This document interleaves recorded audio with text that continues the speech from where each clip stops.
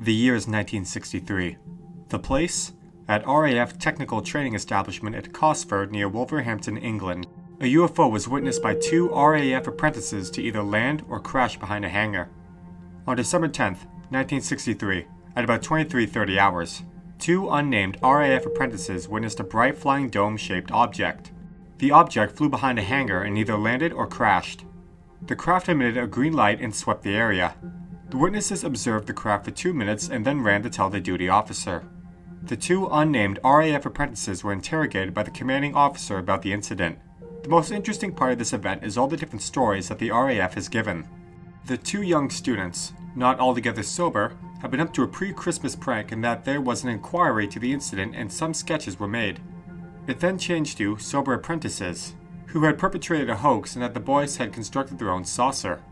On January 9th, 1964, investigator Wilfred Daniels interviewed Flight Lieutenant Henry, the chaplain at RAF Cosford, who confirmed that the boys indeed witnessed a UFO landing which had terrified them. He stated that they ran until they were in a building and could tell someone about it.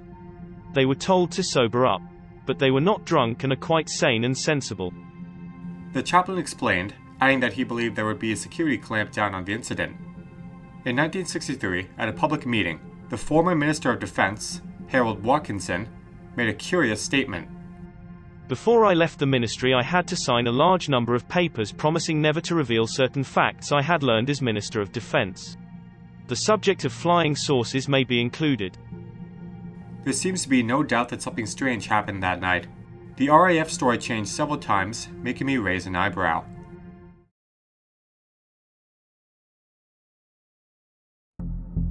The year is 1967. The place? At Brixham, Devon, England. A cone-shaped UFO was witnessed by 8 Coast Guards. The object hovered and slowly rotated during that time. The incident lasted over 1 hour. On April 28, 1967, at about 11:30 hours, the witness, Coast Guard Brian Jenkins, observed the following through binoculars. I could see that the thing was shaped like a cone with the sharp end pointing upward. It was white and shining brightly. It seemed as if it were made of glass or highly polished metal. Near the bottom, there was a triangular-shaped opening or door with a white rim on the top that reflected a lot of sunlight. The bottom was crinkled, very white, and seemed to consist of strips of metal hanging. Jenkins contacted the RAF station at Mountbatten, Plymouth, who said they would contact the Ministry of Defense in London. At about 12:40 hours, an unknown conventional aircraft approached the UFO to investigate. Both the UFO and the unknown aircraft were lost in the clouds. The RAF advised that they had no knowledge of any aircraft or UFO. A spokesman for the MOD suggested that the object may have been something like the reflection of car headlights, or some sort of meteorological phenomena. Are we to believe that 8 trained observers from the Coast Guard cannot tell the difference between an object floating in the sky for over 60 minutes and car headlight reflections? As per usual, the official explanation is what sticks.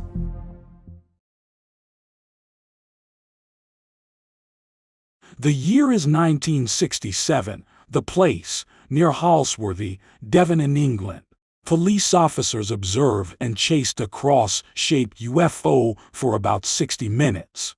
On October 24, 1967, at about 4 o'clock hours, police constables Roger Willey and Clifford Waycott were patrolling the A3072 between the two remote Devon towns. At this time, the two officers spotted what later became known as the Devon Cross, a brightly illuminated, star-spangled cross capable of incredible speed and agility hovering just above the tree line. It was around the size of a commercial aircraft. The officers, who were just outside Hatherley at the time, tried to approach the object, making it as close as 400 meters before it started moving again. They said it gave the impression of watching them. After reporting it to Oakhampton Police Station, they set off in pursuit, hitting speeds of up to 90 miles per hour as they tried to keep up. It was to no avail. It was simply too quick for them as they spent almost an hour pursuing the bizarre object. The officers even woke up a man asleep in his car in a lay-by. Of the 29th of February 26 holidaymaker from Luton by the name of Christopher Garner. He confirmed what the officers had seen. Extra police units were dispatched to the scene, but nothing was found. It was definitely there and definitely either manned by some sort of being or remotely controlled. It was definitely being controlled to view our car, said PC Willie in black and white news footage from the time. PC Willie advised, on various points of its journey, it was attaining high altitude and it was down a tree, top level at other times. There was no sound that I heard at all. There was no outside sound apart from the car itself. Constable Willie just said, "Here we go then," and we drove off after it. Continued PC Waycott. It was just in front of us. We were traveling very fast. The acceleration of it was terrific, so we never got under it to hear any sound. Continued PC Waycott. The episode baffled police, and the RAF denied it was anything to do with them.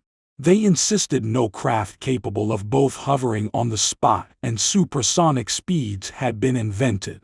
And not long afterwards, officials from the Ministry of Defense were sent in as an investigation began, results from which were classified until 2005. The officers were questioned, while also being reminded that they were bound by the Official Secrets Act. In an interview in 2004, Willie said it was something that I hadn't seen before, I haven't seen since, and something that nobody can explain exactly what it was. No explanation has been given to us by anybody, and we haven't tasked, said Waycott. We've just gently been asked to sweep it under the carpet. It didn't happen, that's what they said. But we know what we saw. The Ministry of Defense had come up with an explanation, but it was one they did not reveal until 38 years after the incident. They blamed the planet Venus, something which is frequently thought to be at the root of UFO sightings, especially as it can appear to be both close and exceptionally bright at around dawn. As a side note, on October 25, 1967, policemen in 5 police cars across East Sussex reported a bright flying cross in the early hours, with the first sighting at 4:45 a.m. at Halland. The other sightings were a few minutes later. My take. It is a well-known fact that the authorities have a tried and true methodology of explain them all away when it comes to UFOs. Swamp gas, Venus, ball lightning, and crazy witnesses are the go-to excuses for these types of events. I guess these 2 officers were so incompetent that they chased Venus for 1 hour and not a real UFO. What do you think? Resources. Howard Lloyd from DevonLive.com on January 15, 2020.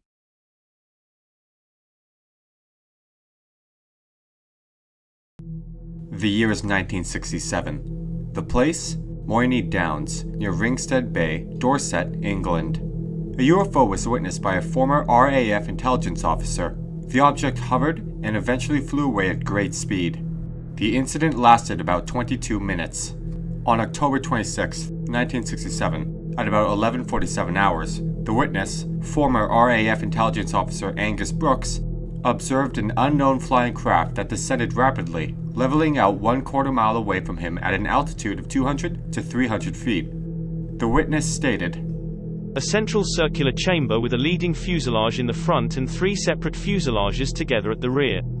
On slowing to hover position, the 2 outer fuselages at the rear moved to position at side of craft, to form 4 fuselages at equidistant position around center chamber. There were no visible power units and no noise of applied power for reverse thrust.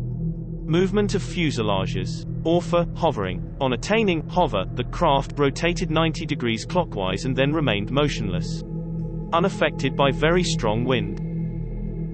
The witness also advised that the object remained motionless for the next 22 minutes while he noted further details. "The craft appeared to be constructed of a translucent material, and the central chamber was about 25 feet in diameter and the fuselages, or appendages, about 75 feet in length. making a total length of 175 feet. Two of the fuselages moved around to line up with a center third fuselage, and the craft climbed with speed increasing and then disappeared. The official investigation by the Ministry of Defense concluded that the witness had a vitreous floater on his eyeball. They also concluded that the witness fell asleep and dreamt the rest. Are we to believe that a well-trained observer from the RAF cannot tell the difference between an object floating in the sky for over 22 minutes and a floater in his eye? The official explanation is laughable at best.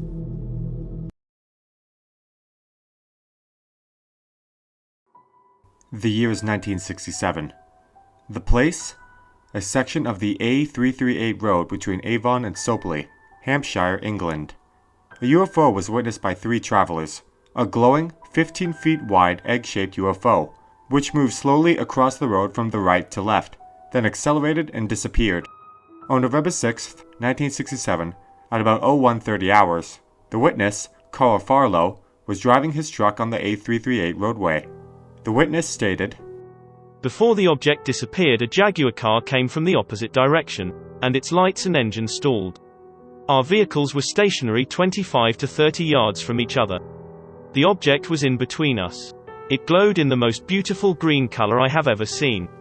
It was like nothing on earth. I sat in the cab petrified. I don't want ever to experience anything like that again. This was no hallucination." The witness also stated that the lights of his diesel truck had suddenly and unaccountably failed. He also advised that the object made a sound like a refrigerator and gave off a smell like a drill boring through wood. After the object had gone, the driver of the Jaguar, a veterinary surgeon, suggested to Farlow that they phone the police from a nearby call box. The police arrived shortly afterwards and investigated. Everyone was interviewed. Police Constable Roy Nineham advised, "The most startling part of his report is that his lights failed and came on again when the object he saw disappeared." A week after the incident, Farlow observed that a 200-foot stretch of the road had been completely resurfaced, as if to cover all traces of evidence. Was this object a military craft of some kind? Or something more exotic? If military in origin, the Avon UFO was clearly capable of exerting some very remarkable physical effects.